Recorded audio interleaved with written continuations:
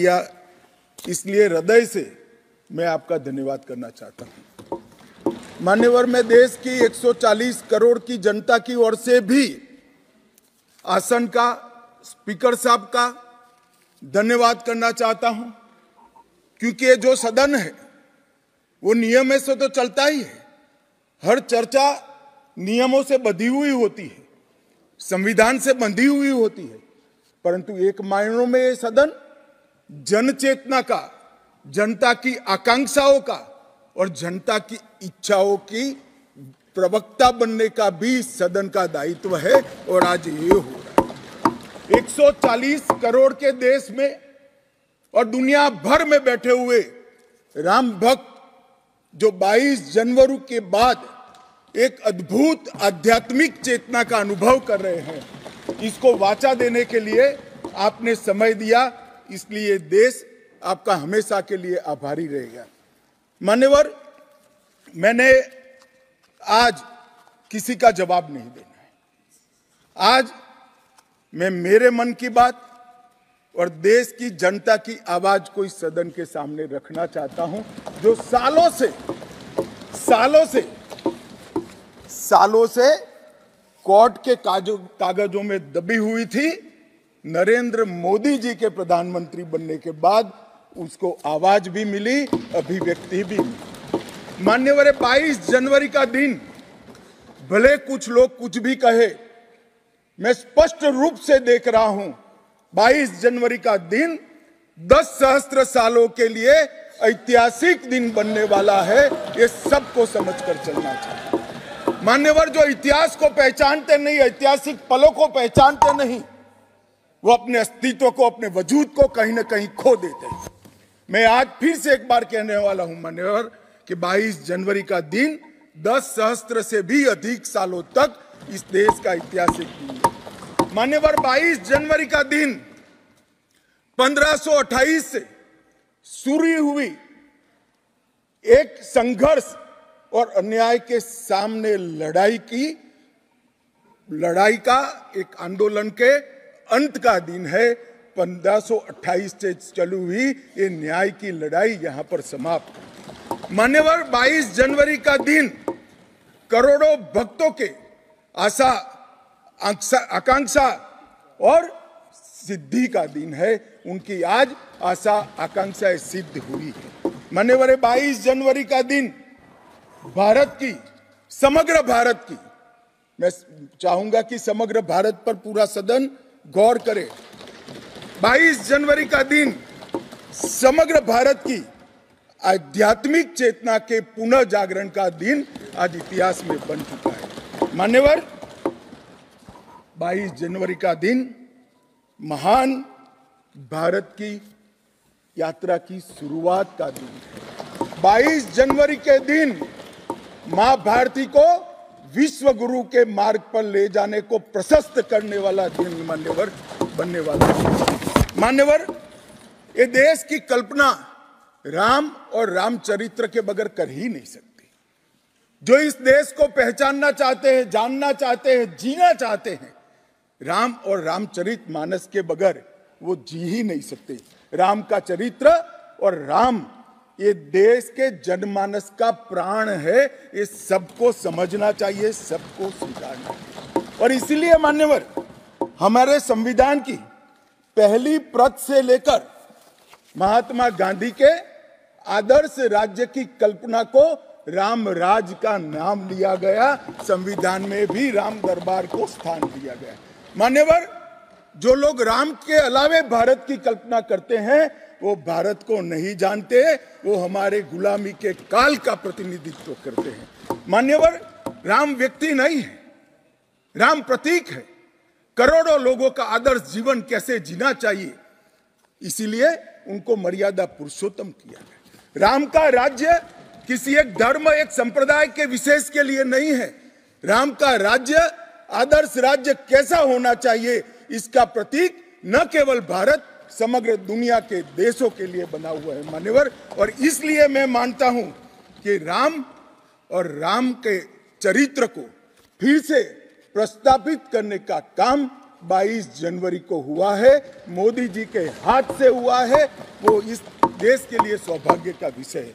मान्यवर, हम सब उन सौभाग्यशाली लोगों में से हैं जो 1528 वहां पर राम मंदिर देखना चाहते हैं। पीढ़ियां चली गई, हजारों लोग, लाखों लोग शहीद हुए, संघर्ष किए, आंदोलन किए, मगर ये दिन देखना स्वप्न में नहीं आया। आज हम सब बहुत सौभाग्यशाली है कि इस देश को हम देख सकते हैं। मान्यवर, भारत की संस्कृति और रामायण को अलग कर कर देखा ही नहीं जा सकता। कई भाषाओं में, कई प्रदेशों में और कई प्रकार के धर्मों में भी रामायण का जिक्र, रामायण का अनुवाद, रामायण से बनी परंपराएं और रामायण को अपने राष्ट्रीय चेतना का एक आधार बनाने का काम हुआ है। कई सारे रामायणों का उल्लेख है। संस्कृत में वाल्मीकि रामायण, अध्यात्म रामायण, आनंद रामायण, अवधी में रामचरितमानस, ओडिया में 13 प्रकार के रामायण, तेलुगु में रंगनाथ रामायण, रघुनाथ रामायण, कन्नड़ में कुमुदेंदु रामायण, तोरवे रामायण, बतलेश्वर रामायण, असमिया में कथा रामायण, सप्तकांड रामायण और शंकरदेव ने भी वरगीत के अंदर रामायण का वर्णन किया। बंगला में भी रामायण मिलेगा, कश्मीर में भी राम अवतार चरित मिलेगा, बौद्ध परंपराओं में भी हनुमान जातक में रामायण का जिक्र मिलेगा, मैथिली में भी रामायण है, पंजाबी में गोविंद रामायण है। इतना ही नहीं, ओवैसी साहब चले गए, मुल्ला मसीही ने भी रामायण मसीही लिखकर सबके लिए इस आदर्श को प्रस्तावित किया है। कई सारे देशों में भी रामायण को स्वीकारा है और एक आदर्श ग्रंथ के रूप में प्रस्तावित किया है। विदेशों में नेपाल, जावा, इंडोनेशिया, कंबोडिया, तिब्बत, ये सभी देश भाषाओं में रामायण का अनुवाद भी हुआ है और उससे प्रेरणा भी ली जाती है। हमारे यहाँ आदिवासी जीवन भी एक प्रकार से अलग संस्कृति से, अलग परंपराओं से रचा बचा। उरांव में, बोडो में, संथाल में, संकाल में, बिरहोर में और छोटा नागपुर में सभी जगह स्थानीय भाषाओं में रामायण का अनुवाद भी हुआ और रामायण के आधार पर अपने जीवन को आदर्श को बनाने का काम भी हुआ। मान्यवर, राम और रामायण से अलग इस देश की कल्पना हो ही नहीं सकती। मान्यवर, ये जो राष्ट्र की इच्छा की परिपूर्ति सम्माननीय मोदी जी के हाथ से 22 जनवरी को अभिजीत मुहूर्त में हुई है, ये लड़ाई 1528 से लड़ी जा रही है। दशकों तक ये लड़ाई चली। मान्यवर, दशकों तक लड़ाई चली। लगभग 1858 से कानूनी लड़ाई चल रही है। जब से अंग्रेजों का शासन था, 330 साल के बाद कानूनी लड़ाई का आज अंत आया है और रामलल्ला अपने गर्भगृह के अंदर विराजमान हुए। मान्यवर, 330 साल के बाद और 1528 से एक लंबा जो आंदोलन चला उसकी समाप्ति हुई है और देश की आध्यात्मिक चेतना की जागृति हुई है। मान्यवर, मैं इतना ही कहना चाहता हूं, ये आंदोलन से अनभिज्ञ होकर कोई इस देश के इतिहास को पढ़ ही नहीं सकता। आज से नहीं, 1528 से हर पीढ़ी ने इस आंदोलन को किसी न किसी स्वरूप से वाचा दी और ये मामला लंबे समय तक अटका रहा, भटका रहा, लटकता रहा। आज मोदी जी के समय में ही इसको परवान चढ़ना था, इस स्वप्न को सिद्ध होना था और आज देश स्वप्न सिद्ध होता हुआ दिखा है। मान्यवर, राम जन्मभूमि का जो इतिहास है ये बहुत लंबा है। अनेक राजाओं, संतों, निहंगों, अलग अलग संगठनों और कानून विशेषज्ञों ने ये लड़ाई में योगदान दिया है। मैं आज ये 1528 से 22 जनवरी 2024 तक की संपूर्ण कानूनी और युद्धों की और आंदोलनों की लड़ाई को, इस सभी योद्धाओं को बहुत विनम्रता से स्मरण करना चाहता हूं और उनकी लड़ाई जब आज समाप्त हुई है तब मुझे विश्वास है मान्यवर, वो जहां भी होंगे बड़ी आनंद की अनुभूति करते होंगे, अपनी श्रद्धा को चरितार्थ करने की अनुभूति करते होंगे।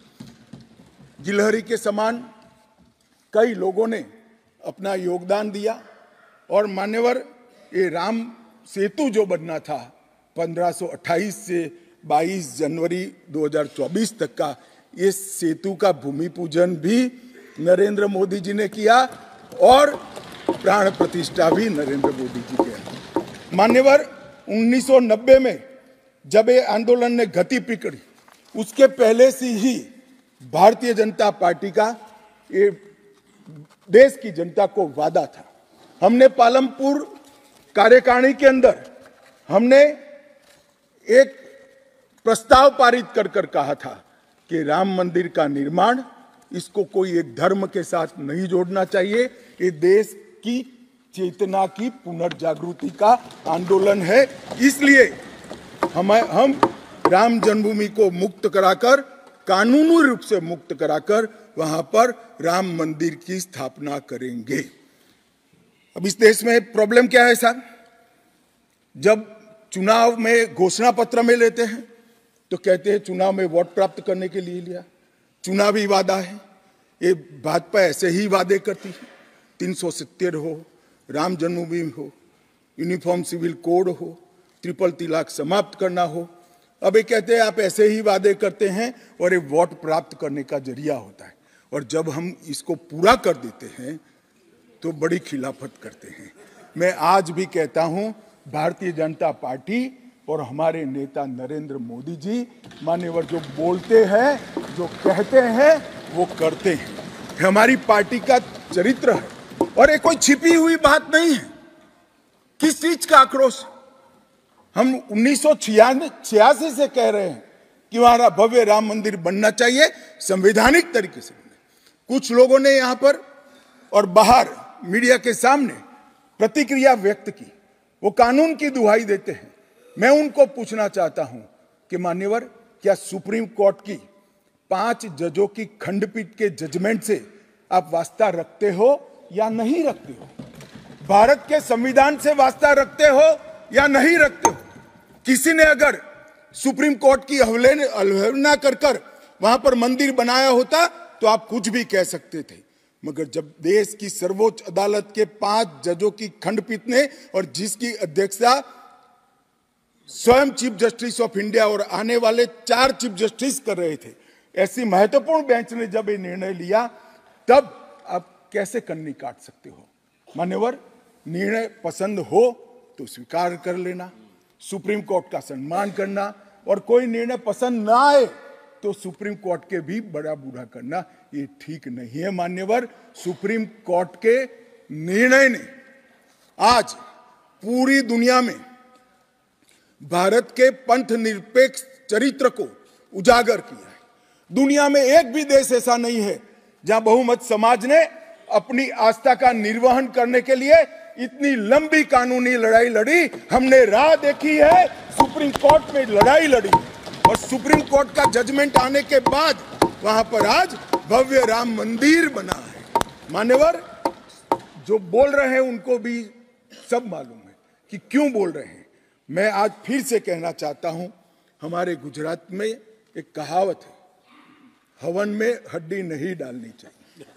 पूरा देश जब आनंद में डूबा है, पूरा देश आध्यात्मिक चेतना की जागृति का अनुभव हो रहा है, भैया स्वागत कर लो, साथ में जुड़ जाओ, इसी से देश का भी भला है और सबका भला है। मान्यवर, एक लंबी लड़ाई के बाद स्थगितता में पड़े हुए मामले को नरेंद्र मोदी जी ने एक युग परिवर्तन करने के लिए, जब मोदी जी को देश की जनता ने लंबे समय के बाद और कांग्रेस के बगैर किसी दल ने पहली बार पूर्ण बहुमत के साथ प्रधानमंत्री बनाना, तब से ये लड़ाई शुरू हुई। मान्यवर, 14 से 19 तक राम जन्मभूमि मंदिर की लड़ाई चली, उसका ट्रांसलेशन हुआ, सालों लगे, लाखों पेज का अनुवाद हुआ, अनुवाद होकर कोर्ट के सामने गया, बीच में चुनाव आ गया, कोर्ट ने माना कि चुनाव के वक्त फैसला देंगे तो इसको शायद अलग दृष्टि से देखा जाएगा, कोई बात नहीं। चुनाव के बाद फिर से मोदी जी आ गए और फिर केस चला और अंततोगत्वा जब कोर्ट ने न्याय किया तब 5 अगस्त 2020 को 19 को मोदी जी ने इसकी नींव रखकर इसकी शुरुआत। मान्यवर, ये जो 20 से 24 की यात्रा है वो 20 से 24 की यात्रा भी समझनी चाहिए। राम जन्मभूमि का आंदोलन ऐसे ही नहीं चला। इसके साथ हर गांव, हर घर में हर करोड़ों राम भक्त, अनेक संगठन, भारतीय जनता पार्टी, राष्ट्रीय स्वयंसेवक संघ समेत घर घर गए, शिला लेकर गए, पूजा की और वो पत्थर को राम मंदिर की शिला बनाकर अयोध्या तक पहुंचाने का काम। करोड़ों लोगों ने अपनी श्रद्धा, अपनी इच्छा संवैधानिक तरीके से, शांतिपूर्ण तरीके से अयोध्या पहुंचाई और सुप्रीम कोर्ट ने जब जजमेंट दे दिया, निर्णय दे दिया, तब जाकर राम मंदिर के निर्माण की शुरुआत हुई। अडवाणी जी ने सोमनाथ से अयोध्या यात्रा भी की और इसके साथ साथ निहंगों ने शुरू करी हुई लड़ाई, अशोक सिंघल जी जो चरम सीमा पर ले गए थे, अडवाणी जी ने जन जागृति की और मोदी जी ने जन आकांक्षा की पूर्ति कर कर एक आध्यात्मिक चेतना का जागरण कर दिया। मान्यवर, ये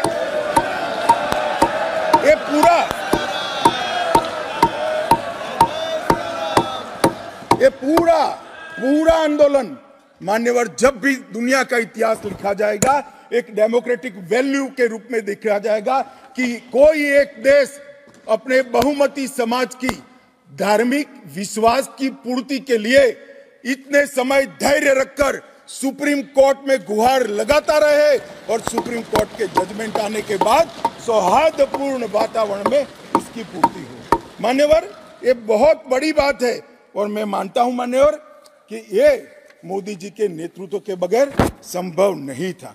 मान्यवर, मैं इतना ही कहना चाहता हूं कि जब राम मंदिर का निर्माण हो रहा था तब और जब जजमेंट आया तब कई लोग आगास लगा रहे थे, कई लोग अनुमान कर रहे थे इस देश में रक्तपात हो जाएगा, इस देश में दंगे हो जाएंगे, इस देश में धर्म के बीच में बड़े विवाद होंगे। मगर मैं आज इस सदन को कहना चाहता हूं, ये भारतीय जनता पार्टी की सरकार है, नरेंद्र मोदी इस देश के प्रधानमंत्री। कोर्ट के जजमेंट को भी जय पराजय की जगह सबकी मान्य न्यायालय के आदेश में परिवर्तित करने का काम मोदी जी के दूरदर्शी विचार ने। और उसके बाद जब समय आया, निर्माण के बाद जब समय आया मान्यवर, उनको न्योता मिला कि वो आकर भूमि पूजन करे। 130 करोड़ की जनता के वो जनप्रतिनिधि हैं। न्यास ने उनको नेतृत्व करने का, जनता का प्रतिनिधि के नाते जब मौका दिया शिलान्यास करने का, तब मोदी जी के जो पूरा आचरण है इसको ध्यान से देखना चाहिए। मान्यवर, वो आचरण आने वाले अनेक सैकड़ों सालों तक दुनिया के सामने रहेगा और दुनिया के सामने इससे कई लोगों को प्रेरणा भी मिलेगी। मान्यवर, हम सब ने आचार्य गोविंद देव गिरि जी ने जो वक्तव्य दिया वो सुना है। मोदी जी को जब मौका मिला तब उन्होंने रामानंदी समाज के, संप्रदाय के और वैष्णव संतों से पूछा कि भाई प्राण प्रतिष्ठा करनी है, किसी संसारी ने करनी है, तो इसके यम नियम, इसके लिए किस प्रकार की उपासना करनी चाहिए। और जो संतों की ओर से सुझाएगा उससे भी अनेक गुना कठोर 11 दिन का व्रत इस देश के प्रधानमंत्री। मान्यवर, 11 दिन तक सैया पर नहीं सोना, 11 दिन तक केवल नारियल पानी के साथ उपवास करना, 11 दिन तक पूरा समय राममय, राम भक्ति में रचे बसे रहना और पूरे जीवन की उस वक्त की हर सांस को राम के साथ जोड़कर राममय बनकर प्राण प्रतिष्ठा करना। मान्यवर, ये 11 दिन में मां सबरी, गिलेरी, वानर, भालू, जटायु, ये सब के साथ जुड़े हुए देश भर में जो राम के स्थान थे वहां जाकर राम के काज के लिए गिलहरी जैसा भी योगदान देने वालों को श्रद्धा पूर्वक प्रणाम करने का काम प्रधानमंत्री। राम मंदिर का जब भूमि पूजन का समय आया, कोई पॉलिटिकल नारे नहीं लगाए, ना मोदी जी ने इसका नेतृत्व पॉलिटिकली किया, ना हमारी पार्टी ने किया। हर रोज एक राम का भजन अलग अलग भाषा में ट्वीट कर एक भक्ति का आंदोलन शुरू किया। मान्यवर, इस देश में कई सारे भक्ति के आंदोलन खड़े हुए हैं, ढेर सारे आंदोलन खड़े हुए। मान्यवर, इस देश में भक्ति का आंदोलन कोई नया नहीं है। मान्यवर, मीरा ने चलाया, गुजरात में नरसिंह मेहता ने चलाया, रामानंद ने चलाया, एकनाथ और ज्ञानेश्वर ने चलाया, शंकरदेव और माधवदेव ने असम में चलाया, चैतन्य महाप्रभु ने चलाया, समर्थ रामदास ने चलाया। ये सब भक्ति आंदोलन ने समय समय पर देश को मजबूत करने का काम किया है, सनातन धर्म को टिकाने का काम किया है और सनातन धर्म के प्रति सबकी आस्था को बंधाने का काम। घनघोर अंधेरी रात में एक ध्रुव तारे की तरह ये भक्ति आंदोलन ने देश के जनमानस का नेतृत्व किया। भारत के ही छोर में 10 सिख गुरुओं ने अनेक प्रकार के बलिदान, एक दशम पिता ने तो अपना सर्वस्व दान कर दिया।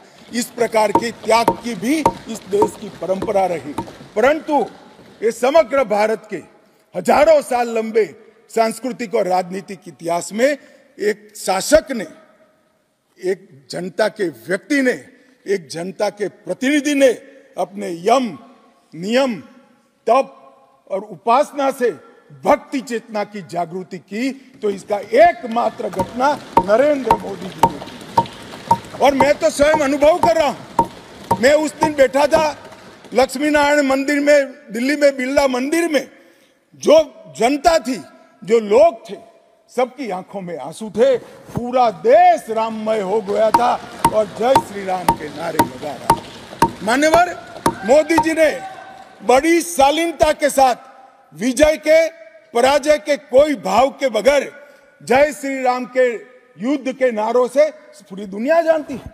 जय श्री राम की वानर सेना का युद्ध का घोष था, पूरी दुनिया जानती है। जय संघर्ष चला तब जय श्री राम चला और मंदिर बना तो जय सिया राम हो गया। संघर्ष से भक्ति की यात्रा पूरे देश को आगे ले जाने वाली यात्रा है। मान्यवर,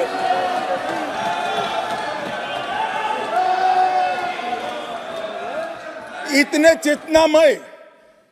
चेतनामय वातावरण के अंदर भी विभाजन की बात करने वाले लोगों से मेरा करबद्ध निवेदन है, समय को पहचानो, एकता के संदेश को स्वीकारो और आगे देखकर चलना शुरू करो। भारत की और हम सब की भलाई है। मान्यवर, ये बहुत बड़ा संदेश मोदी जी ने दिया है। और मैं फिर से एक बात कहना चाहता हूं, जिसने संन्यास नहीं लिया है, जो सन्यासी नहीं है, जो किसी पंथ संप्रदाय का उपदेशक नहीं है, ऐसा व्यक्ति और जो देश का शासक है, प्रधानमंत्री है, प्रधान सेवक है, ऐसा व्यक्ति आध्यात्मिक चेतना, भक्ति की चेतना खड़े है। ये दुनिया में ऐसी मिसाल शायद ही कहीं नहीं मिली। मान्यवर, मैं ये जरूर कहना चाहता हूं, इस सदन में खड़े होकर गौरव के साथ कहना चाहता हूं कि मोदी जी मेरे नेता है, मेरे पार्टी के नेता है, मेरे पार्टी के प्रमुख नेता है। मान्यवर, मोदी जी ने एक ऐसा नेतृत्व दिया जिसने अनेक समय पर नेतृत्व के गुण क्या होते हैं इसका परिचय देने का काम किया। अच्छे समय में भी किस प्रकार से संयम रखना चाहिए इसका एक उदाहरण स्थापित करने का काम किया और हर समय पर निर्भयता के साथ संवेदनशील, सजग और जन भावनाओं को समर्पित नेतृत्व कैसा होता है इसका उदाहरण दिया। इनके 10 साल के कालखंड के अंदर अनेक प्रकार के पड़ाव आए हैं। ये भी राम जन्मभूमि के आंदोलन जैसे ही पड़ाव रहे, क्योंकि जो गड्ढा ये खोद कर गए थे वो गड्ढे को भरकर उसमें महान भारत की इमारत बनाना ये राम मंदिर की यात्रा से कोई कम यात्रा नहीं है। मान्यवर, सबसे पहले मैं कहता हूं कि जो आर्थिक क्षेत्र के अंदर जो बदहाली करी थी, जो पॉलिसी पैरालिसिस वाली गवर्नमेंट थी, सैकड़ों पॉलिसियां बनकर आज 11वें नंबर से 5वें नंबर पर हमारे अर्थतंत्र को ले जाकर एक नीति के आधार पर चलने वाला राज्य, नीति के बनाने वाले नेता कैसा होता है उसका उदाहरण दिया।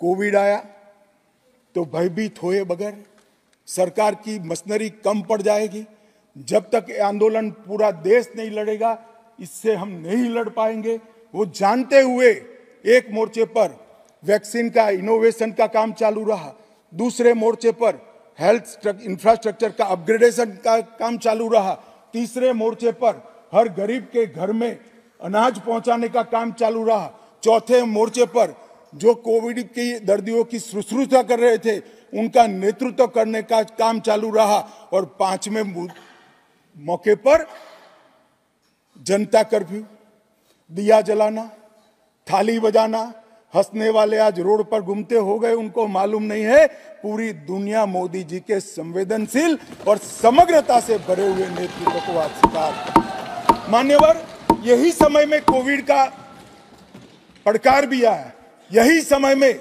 62 की तरह चीन ने अपना मुंह दिखाना शुरू किया, दृढ़ता के साथ नेतृत्व छाती सीना तान कर खड़ा रहा, हिंदुस्तान की 1 इंच जमीन नहीं। कई बार हुआ था इसी समय में पूंछ और पुलवामा में हमला हुआ, सर्जिकल स्ट्राइक और एयर स्ट्राइक कर नेतृत्व की वीरता का भी परिचय दिया और घर में घुसकर जवाब देने का काम किया। हजारों बच्चों जब परीक्षा के वक्त आत्महत्या करते थे, ट्रेस में आते थे, मनोरोग के शिकार बनने थे, एक पिता की तरह एक प्रजावात्सल नेतृत्व का परिचय देते हुए प्रजा परीक्षा पे चर्चा की भी बात। और जब मौका राम मंदिर का आया तब एक सन्यासी की तरह, एक भक्त की तरह गौरवपूर्ण तरीके से आध्यात्म को जागरूक करते हुए आध्यात्मिक चेतना का जागरण करने का काम भी नरेंद्र मोदी जी ने किया। मैं इसलिए कहता हूं कि बहुत लंबे समय से इस देश को ऐसे नेतृत्व की जरूरत थी। 70 साल तक, 68 साल तक देश ऐसे नेतृत्व में भटकता रहा, लटकता रहा। 130 करोड़ की जनता ने मोदी जी को चुनकर एक सर्वगुण संपन्न नेता को चुनकर देश की सभी चुनौतियों को समाप्त किया। मान्यवर, मैं आज आपके माध्यम से ये मैं कहना चाहता हूं, ये राम मंदिर का निर्माण, और राम मंदिर में रामलला की बाल प्रतिमा, मनोहरी दृश्य, आंख बंद कर देते तो सामने वो प्रतिमा दिखाई पड़ती। इतनी मनोहरी प्रतिमा बनाने का काम हुआ और उसकी प्राण प्रतिष्ठा भी हुई। मान्यवर, एक प्रकार से समग्र भारतीय संस्कृति को मोदी जी के माध्यम से एक अभिव्यक्ति का काम हुई। मान्यवर, राम का जीवन ही अपने आप में परिपूर्ण जीवन।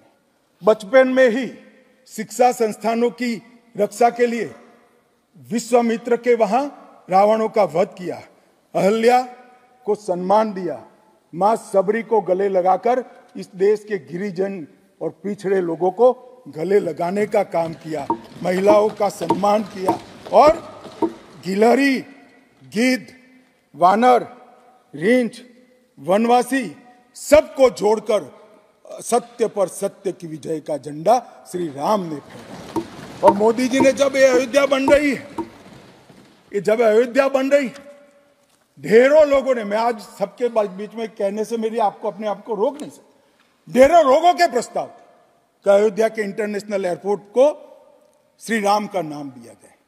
बड़ा लोक लुभावन प्रस्ताव, परंतु मोदी जी ने महर्षि वाल्मीकि का नाम देना, पूरे समाज को साथ में रखने का काम किया गया है। मान्यवर, मैं आपको जरूर बताना चाहता हूं कि इसमें देश के हर हिस्से को स्थान देने का काम मंदिर के निर्माताओं ने किया है। एक भी प्रदेश ऐसा नहीं है जहां से कुछ नहीं आया है। हर प्रदेश और आसपास के सभी देशों से राम काज के लिए कुछ न कुछ समर्पित हुआ है। सबकी भूमिका पूरे समाज को जोड़कर मान्यवर ये मंदिर बना है। ये सामाजिक एकता का एक अद्भुत उदाहरण है मंदिर है, सांस्कृतिक पुनर्जागरण का अद्भुत उदाहरण है मंदिर है।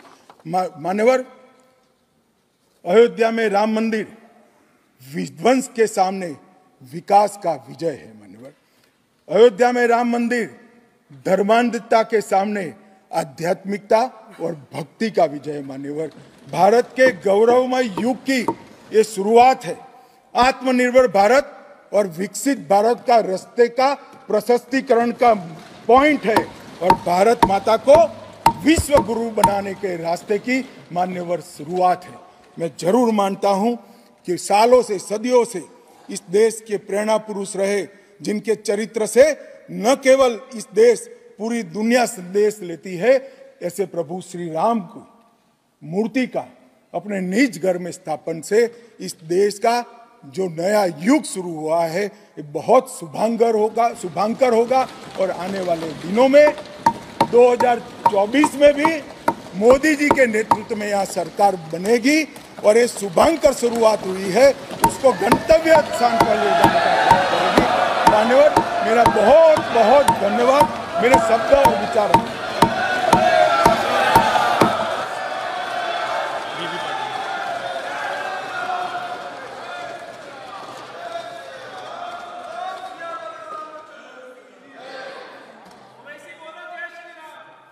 श्री बीबी पाटिल।